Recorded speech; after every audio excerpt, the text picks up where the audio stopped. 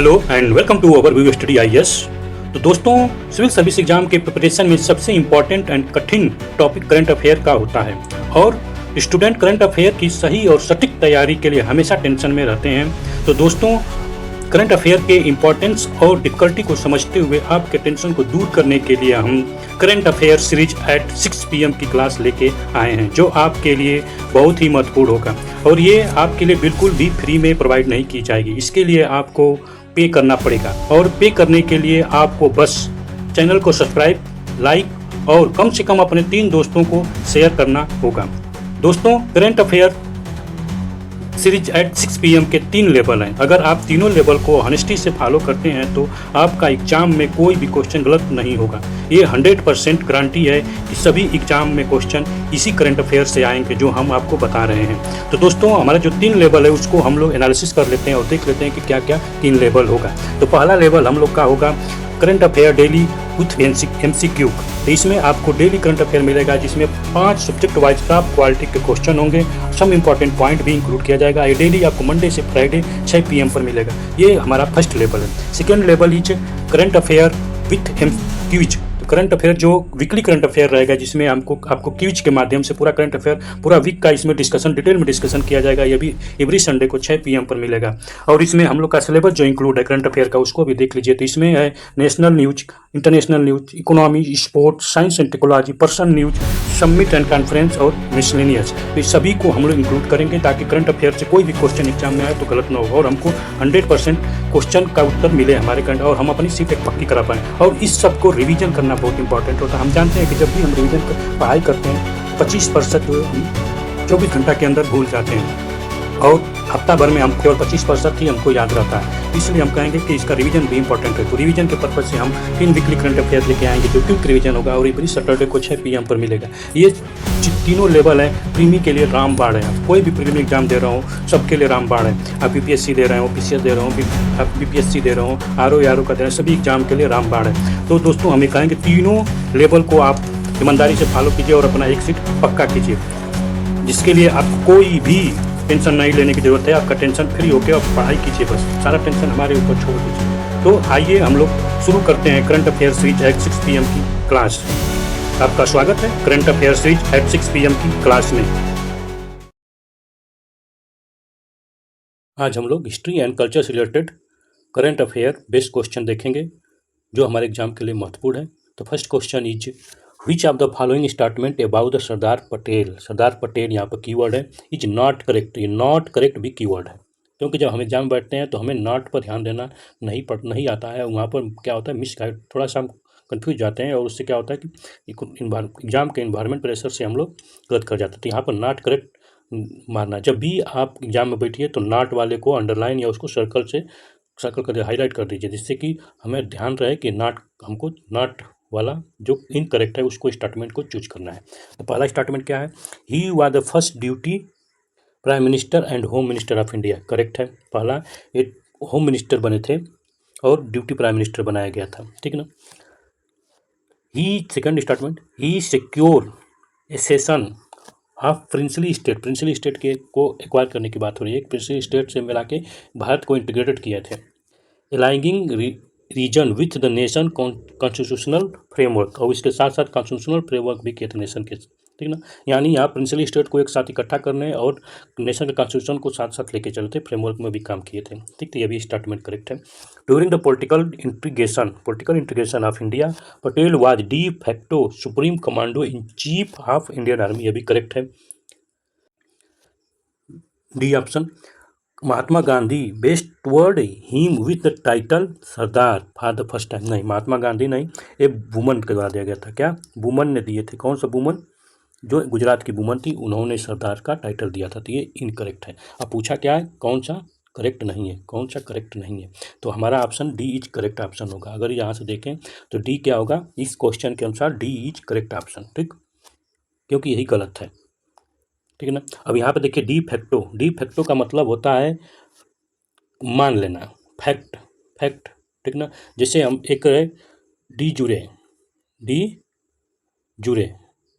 ठीक ना, जो कि डी जुरे और डी फैक्टो में क्या होता है, इसमें क्या होता है कि ला बाई ला, बाई लॉ के द्वारा माना जाता है, ठीक है ना। जैसे बोला गया है, आप पढ़ते हैं पॉलिटी में, तो आप समझने के लिए मैं बता रहा हूँ कि पॉलिटी में आप पढ़ते हैं, हम लोग पॉलिटी में पढ़ते हैं कि क्या पढ़ते हैं कि prime minister president of India real executive, ठीक है ना, क्या है नॉमिनल एग्जीक्यूटिव, क्या है नॉमिनल एग्जीक्यूटिव। वास्तव में prime minister president of India जो है एग्जीक्यूटिव का हेड होता है, ठीक ना। और वो भी कैसा हेड है, तो वास्तव में तो इस कानून बोल रहे हैं, इसको लॉ कॉन्स्टिट्यूशन बोलता है कि हेड है, तो इसको बोलता है नॉमिनल, ठीक ना। इसी को बोलता है डी जुरे, ठीक ना। इसी को ना कानून में तो है, लेकिन प्रैक्टिस में क्या है, प्रैक्टिस में प्रेसिडेंट ऑफ इंडिया नहीं है, प्रैक्टिस में कौन है, prime minister of India, PM, ठीक ना। प्राइम मिनिस्टर ऑफ इंडिया जो है ये वास्तव में एग्जीक्यूटिव का हेड है। क्यों, किसको, ये आप प्रैक्टिस में देखेंगे तो इसी के तहत सब काम होता है, ठीक है ना। तो इसीलिए कहा था कि रियल में तो ये है, या नॉमिनल ये हो जाते हैं, फिर रियल में ही हो जाते हैं, क्योंकि अब डी फैक्टो है। समझ में आया, तो यही चीज़ बताना है, यहाँ पर भी चीज़ है, ठीक है ना। तो डी फैक्टो थे, ठीक है ना। ये प्रैक्टिस में था कि supreme commando of in chief, जैसे इस समय कौन है, प्राइम मिनिस्टर प्रेसिडेंट है, supreme commando in chief of the Indian army का, ठीक है ना। तो यहाँ पर अब इसके बाद हम लोग देख लेते हैं थोड़ा सा एक्सप्लेनेशन कि ये न्यूज में क्यों था। तो ये न्यूज में इसलिए था, 31 अक्टूबर को इनका जन्मदिन होता है, डेट ऑफ बर्थडे होता है, और इनका जन्म कब हुआ था, तब 1875 में इनका जन्म हुआ था, 31 अक्टूबर को। तो याद कैसे करेंगे, तो 75 के 1875 के टाइम बहुत सारे घटनाएं हुई, नहीं ये घटना याद है, तो ये कांग्रेस से जुड़े थे। तो कांग्रेस का स्टेबलाइजेशन के 10 साल माइनस कर दीजिए, आपको मिल जाएगा 1885 में कांग्रेस का स्टेबलाइजेशन हुआ था उसके, ठीक। आप याद कर सकते हैं, याद करने का बहुत सा ट्रिक है, आप जोड़ सकते हैं जैसे भी याद करना है। तो यहाँ पर इनका बर्थडे एनिवर्सरी मनाया जाता है सदा, और इसी बर्थडे एनिवर्सरी जो होती है, बर्थडे यूनिवर्सिटी होती है यूनिवर्सरी, ठीक है ना। उसी टाइम क्या हुआ था कि यहाँ पर हम एक स्टैचू, कौन सा स्टैचू, नेशनल यूनिटी डे भी मनाते हैं, और नेशनल यूनिटी डे का एक स्टैचू बनाया गया सरदार पटेल का, कहाँ पर, तो गुजरात में, ठीक है ना। और दुनिया का सबसे ऊंची चोटी लंबी स्टैचू है सरदार पटेल वल्लभ भाई Jhaverbhai Patel, famous know Sardar Patel was the first deputy prime minister and home minister of India. He played a significant role in the Indian struggle of freedom fighter against the British. तो इनका बहुत सारा रोल है, जो लड़के modern history पढ़ते हैं उनको सबको मालूम है। और इन्होंने कौन कौन से, ये कांग्रेस से जुड़े हुए थे, गांधी जी के फॉलोवर थे। तो ये प्रेसेंट के लिए बहुत सारे काम किए, जिसमें से एक है नॉन वायलेंट सिविल डिसओबियंस मूवमेंट, कहाँ पर, तो खेड़ा में, बरदौली में और बारसात में, ठीक। तो ये 3 स्थान का नाम आते हैं। अब बरदौली के सत्याग्रह से ही इनको क्या मिला, सरदार का टाइटल मिला, ठीक। It was the woman of Bardoli bestowed title Sardar first time which Gujarat most of the Indian language means, यानी सरदार मतलब चीफ या लीडर होता है, ठीक ना। Sardar Patel first home minister independent India, unified and defined the country. Patel diplomat effort result of, जो आप India देख रहे हैं आज का, वो पटेल जी का ही इफोर्ट है कि उन्होंने 500 लगभग कितना, तो 565 प्लस प्रिंसली स्टेट को क्या किया, इंडिया में मर्ज करने का कोशिश किया, और उसको रिजल्ट भी दिए, ठीक है ना। बहुत, इसीलिए इनको आयरन मैन भी बोला जाता है। Major depend of the occasion he give the courteous advice in some situation, encourage the monarchs to see region other event, utilize the force case of the Hyderabad. यहाँ पर क्या मोनार्क को इंकरेज किए कि आप आइए जुड़िए, और कुछ लोगों को भाई हैदराबाद को फोर्सफुली एक्वायर करना पड़ा। तो बहुत सारे घटनाएं हुई हैं, आप जब पढ़ेंगे मॉडर्न हिस्ट्री तो उसमें मिलता है। During the Indian political integration Patel was serve de facto, ठीक है ना, supreme commander in chief of Indian army. तो ये इंपॉर्टेंट रोल है, ये इंपॉर्टेंट पॉइंट है, इसको नोट डाउन कर लीजिए, कहीं बुक में जल्दी मिलता नहीं। ये play the key role stabilise the Indian contemporary service system, जो इंडियन ऑल इंडियन सर्विस है इन्हीं का देना है किया है, ठीक है ना। तो डी इज करेक्ट आंसर है। नेक्स्ट क्वेश्चन हम देखते हैं। तो नेक्स्ट क्वेश्चन हमारा है, with reference to the Satnami movement consider the following statement. Satnami movement से रिलेटेड है। It religious movement founded by Guru Baba Ghasidas, तो करेक्ट है, ठीक ना, इन्हीं के द्वारा बनाया गया था।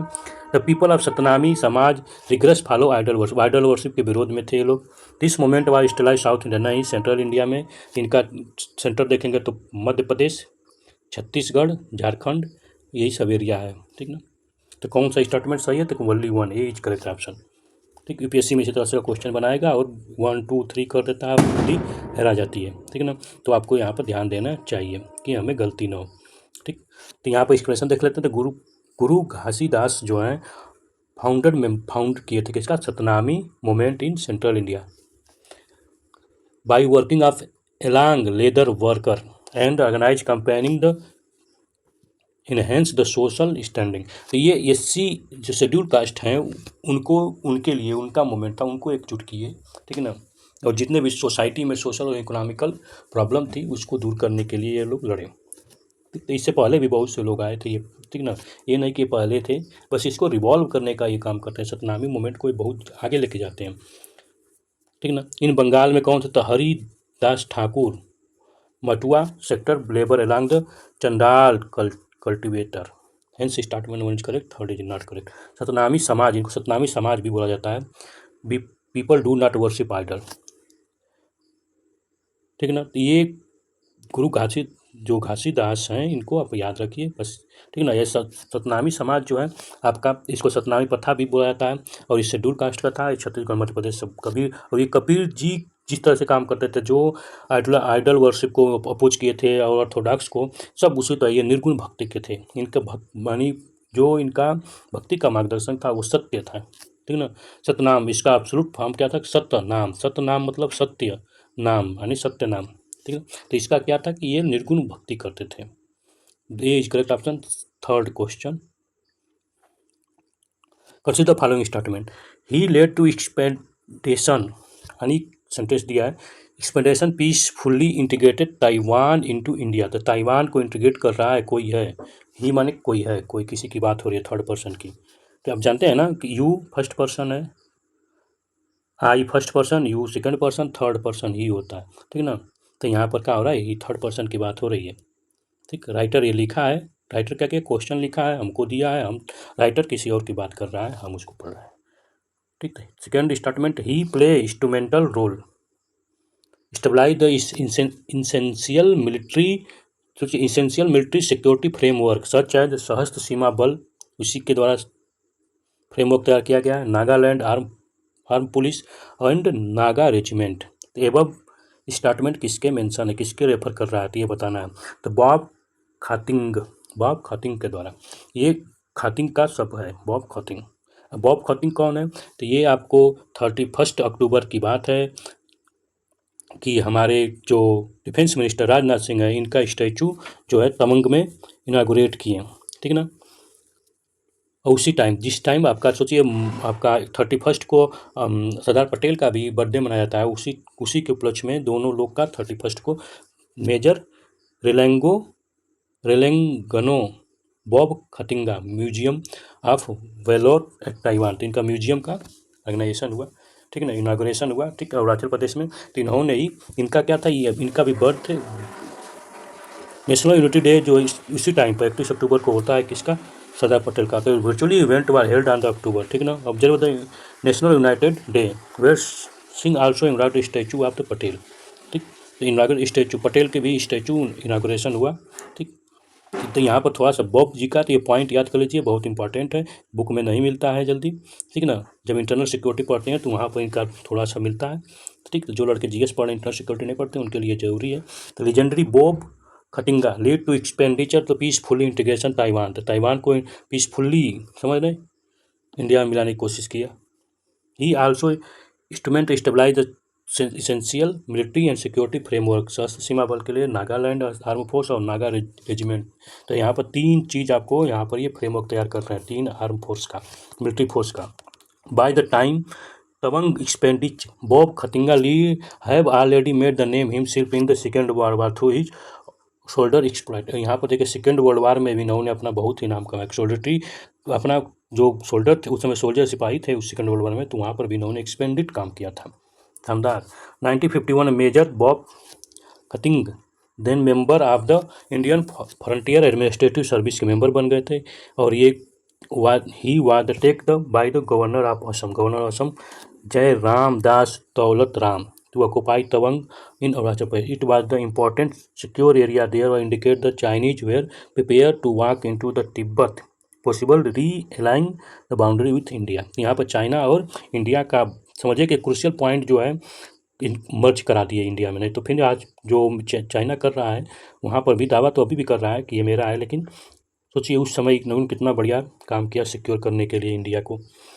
Bob Khathing start expedition for Tawang January 17 January 1951 from the Lokra camp near Assam Charduar with troop of Assam rifle. The terrain was holistic and weather extreme, but Khatting has and his men preserve. Once they arrive in Tawang, Khatting held a parley with the local, winning over the trust. सोचिए ये इन्होंने local को पहले अपने trust में लिया कि हम आपके साथ अच्छा करेंगे, कोई नुकसान आपका नहीं होगा, जो भी किसी तरह से अपना उनका ट्रस्ट जीता और इंडिया में मर्ज कराया।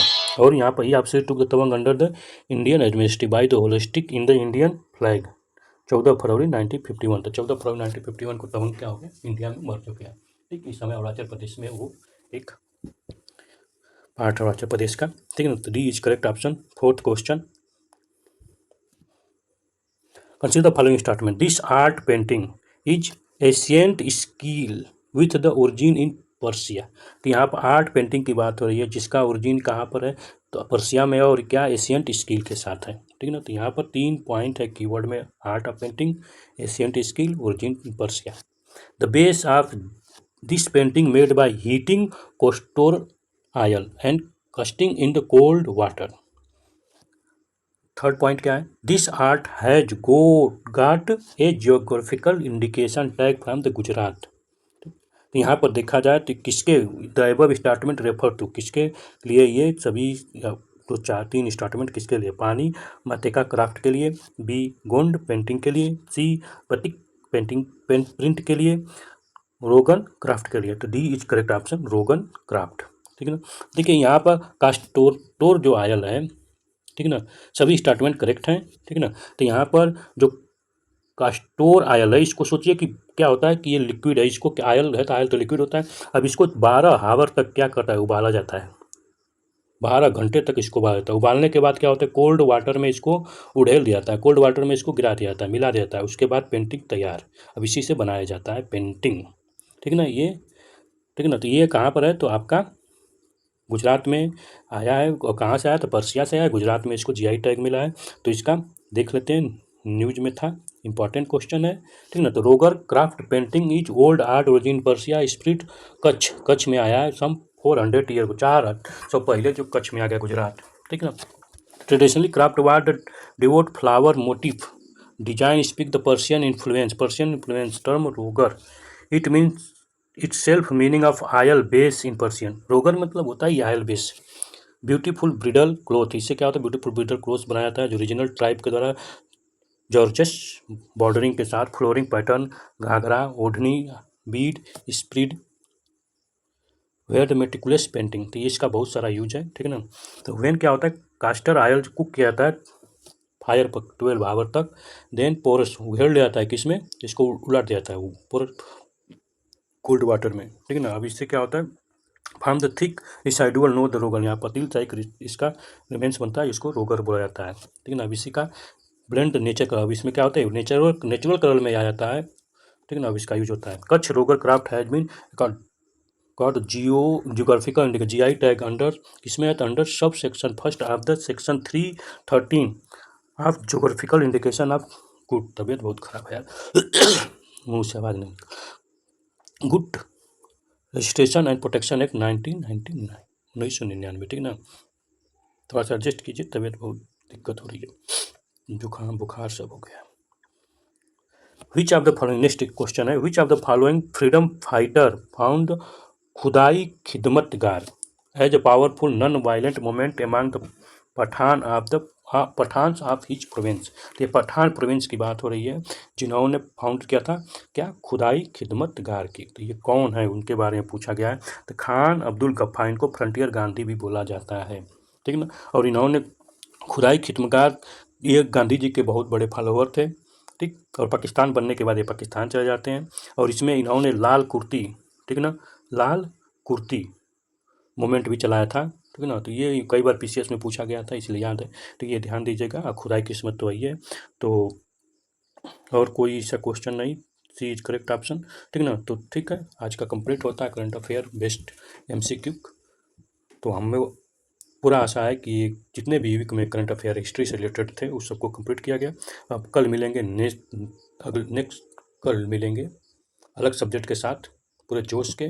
तो आप लोग थोड़ा क्या करते हैं, सब्सक्राइब कर दीजिएगा, और क्या करना होता है, शेयर कर दीजिएगा, और क्या करना होता है, पढ़ाई कीजिए, सबसे बड़े पढ़ाई करना होता है। चलिए, थैंक यू, धन्यवाद।